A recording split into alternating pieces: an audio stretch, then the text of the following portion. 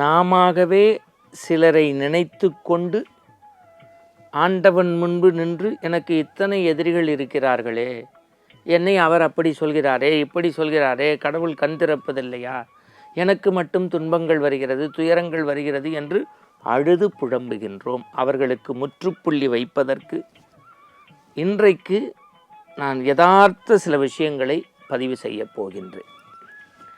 இப்போ இந்த உடம்பு இருக்குது, இதை ஒருத்தர் நினச்சா என்னை காயப்படுத்திடலாம், ஒரு குச்சியை வச்சு அடிக்கலாம், ஒரு கல்லை மேலே தூக்கி போடலாம், இல்லை என்னையை தள்ளி விடலாம், இல்லை நான் வாகனத்தில் போகும்போது இடைஞ்சல் பண்ணி கீழே விட செய்யலாம். அதனால் என் உடம்புக்கு காயம் வரும். என் உள்ளத்தை காயப்படுத்த முடியுமோ? யாராலையும் முடியாது. அதனால்தான் உள்ளம் பெருங்கோயில் ஊன் உடம்பு ஆலயம்னா, உள்ளத்தில் உண்மையொளி உண்டாயின் வாக்கினில் ஒளி உண்டாகும். அப்போ என்னன்னா இந்த உள்ளம், அதனால்தான் வெள்ளத்தனையது மலர் நீட்டம் மாந்தர்தம் உள்ளத்து அணையது உயர்வு. சரி, இந்த உள்ளத்தை யாராவது காயப்படுத்த முடியுமா? முடியாது. ஆனால் முடியும்னு ஒரு குரூப்பு கிளம்பும். நீங்கள் ஏமாந்துடக்கூடாது. இப்போ இப்படி சொல்கிறேன் பாருங்களேன். சில நண்பர்கள் ஒன்றா இருப்பாங்க, ஒன்றாவே கூட இணைந்து சில தொழில் பண்ணுவாங்க. ஏதாவது கோபத்தில் சுடு சொற்கள் சொல்லிட்டா நம்ம என்ன பண்ணுவோம் தெரியுமா?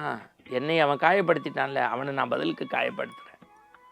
என்னை அவன் அசிங்கப்படுத்திட்டால, நான் அவனை அசிங்கப்படுத்துகிறேன். என்னை அவன் இந்த வார்த்தை சொல்லி அவமானப்படுத்திட்டால, நான் அவனை அவமானப்படுத்துகிறேன்.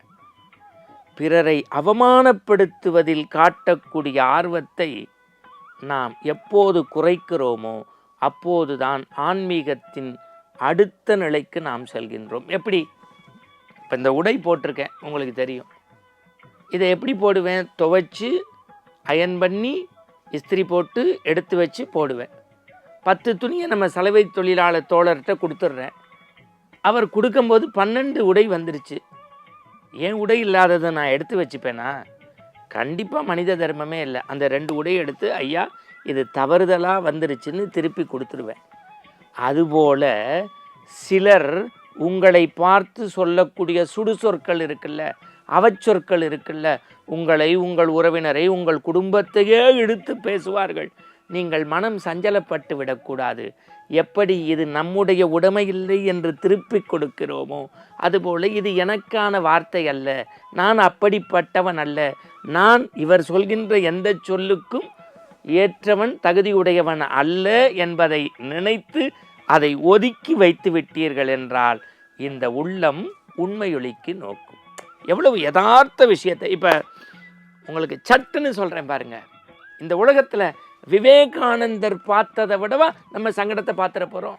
சுவாமி விவேகானந்தர் எவ்வளவு பெரிய ஞானி. அவருடைய அறத்தை தான் பார்க்குறோம், அவருடைய தர்மத்தை பார்க்குறோம், அவருடைய ஒழுக்கத்தை, அவருடைய நேர்மையை. பிற விஷயங்களை நம்ம பார்க்குறதே இல்லை. அவர் தொடர் வண்டியில் போயிட்டுருக்காரு, 2 பேர் ஆங்கிலத்தில் எள்ளி நகையாடிட்டான். அடுத்த ஸ்டேஷன் இறங்க போகுது. அப்போ வந்த டிடிகிட்ட இவர் ஆங்கிலத்தில் பேசிட்டார். அப்போ பக்கத்தில் இருந்தவர், உங்களுக்கு தான் ஆங்கிலம் தெரியுமே, இவ்வளவு நேரமாக இவங்க அசிங்கப்படுத்தினாங்களே, நீங்கள் ஏன் பதில் சொல்லலை? ஒத்த வார்த்தை சொன்னார், நான் என் வாழ்வில் முட்டாள்களை இன்றைக்கு சந்திப்பதாக நினைக்கவில்லை, பல முட்டாள்களை நான் சந்தித்திருக்கிறேன். முடிஞ்சு போச்சு.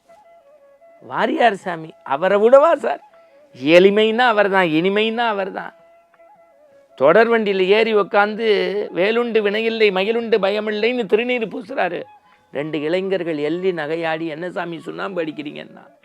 கொஞ்சம் கூட பதட்டமாகாத அவர் சொன்னார், இறைவன் குடியிருக்கும் வீடு, மனிதன் குடியிருக்கும் வீட்டுக்கு சுண்ணாம்பு அடிப்பார்கள், ஆனால் சில குட்டிச்சவர்களுக்கு அடிக்க மாட்டார்கள். அப்போ என்னன்னா, அவருடைய உள்ளத்தில் உண்மையொளி உண்டாயின் வாக்கினில் ஒளி உண்டாகும். பிறரை தீமையாக பேசுவதை, பிறர் சொற்களுக்கு முன்னுரிமை கொடுப்பதை தடுத்து நிறுத்தி என் வழி தனி வழி என்று புறப்படுங்கள். ஆனந்தம் நிலைத்திருக்கும். ஆண்டவன் உங்கள் அருகில் நிற்பான். மீண்டும் நாளை சந்திப்போம். வணக்கம்.